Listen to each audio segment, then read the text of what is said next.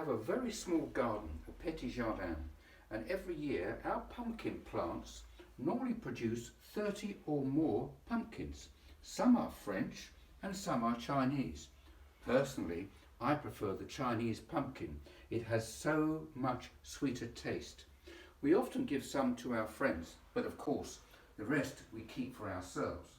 We use these pumpkins to make many different dishes.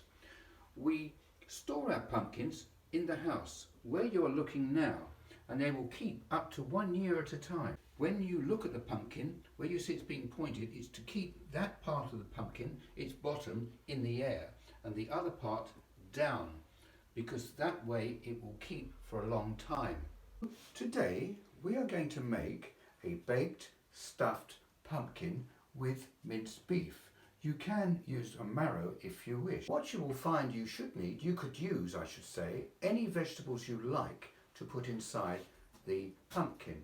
But it is important that you use, obviously, minced beef, if that's what you're using, or spring onion, coriander, and of course the ginger. It's very important.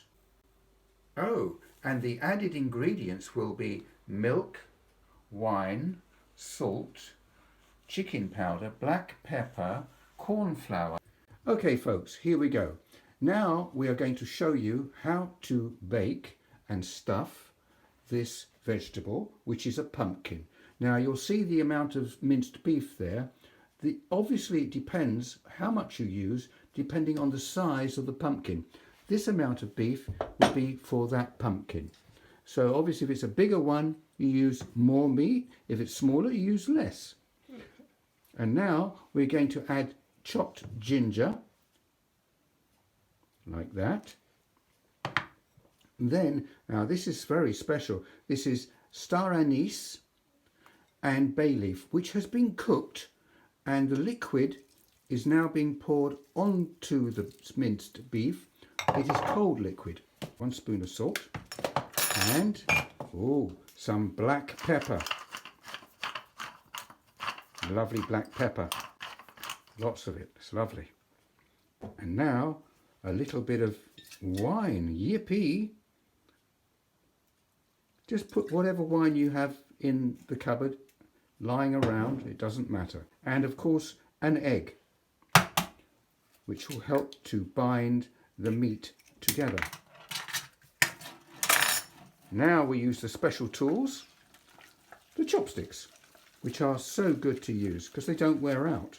It's only the people who are using them wear out first, usually. Right, now we keep mixing until all the liquid has gone and absorbed. Now we're going to add milk. First, 1 lot of milk goes in, and we keep whisking until it gets absorbed, and we keep using it until it's absorbed. More.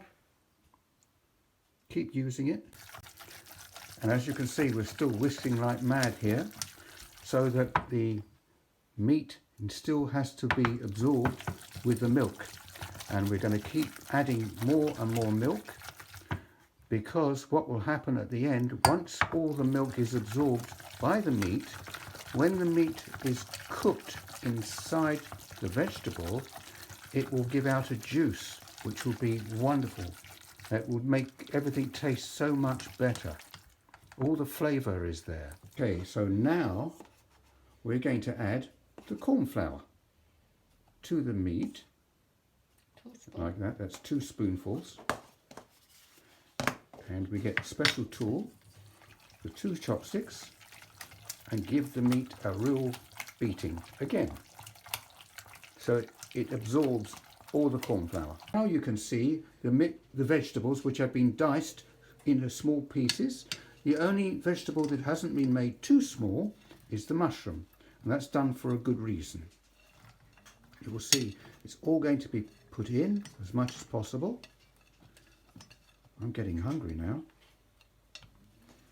So now we use the 2 wooden chopsticks, because they are so more efficient than a machine, and we keep adding the vegetable until it's absorbed by the beef. Keep mixing, mixing, mixing, mixing, mixing, mixing, mixing, mixing, mixing. And now we use sesame seed oil. It just adds that little bit of flavour which is different, and it's lovely. Here we have the vegetable. As you can see, it's lovely. And just so you know, the seeds, when you take them out, if you wash them, you can put them in the oven and then eat them afterwards when they're crispy. They're very tasty. So now we're going to fill the vegetable. Meanwhile, we are preheating the oven to just under 200 degrees, 185, 200, all is good. Again, it depends on your oven. I mean, this is a pumpkin which is now looking really good. But you can also do it with a giant courgette, if you understand what that is. And just, oh, this is another method that you have to do. It's very special.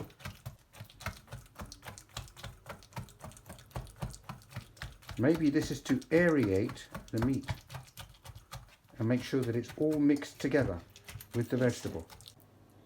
As I say, you can use this vegetable or you can use marrow. Both are very, very good. All our friends seem to enjoy both of them. And if you have a big marrow, you invite a lot of friends. And there we are. Okay, so now the pumpkin has been completely stuffed, and we put a bit of metal foil around it. Not a lot, that's sufficient. And now you can put it in the oven.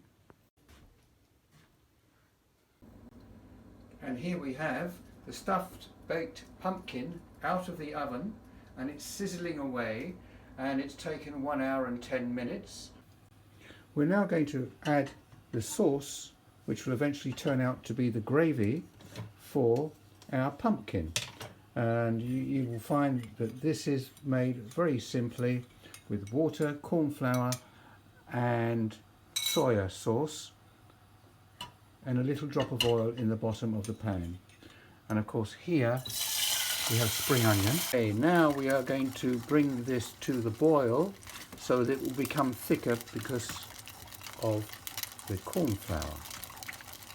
And once it thickens, we will then add the juice from the pumpkin into this to add a little more flavour.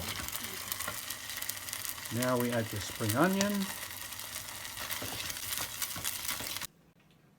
And here we have the finished product, all done and ready, complete with the salad, which has got goji on the top, which is so good for you as well.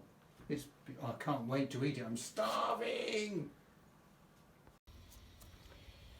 今年我的小小的菜园子，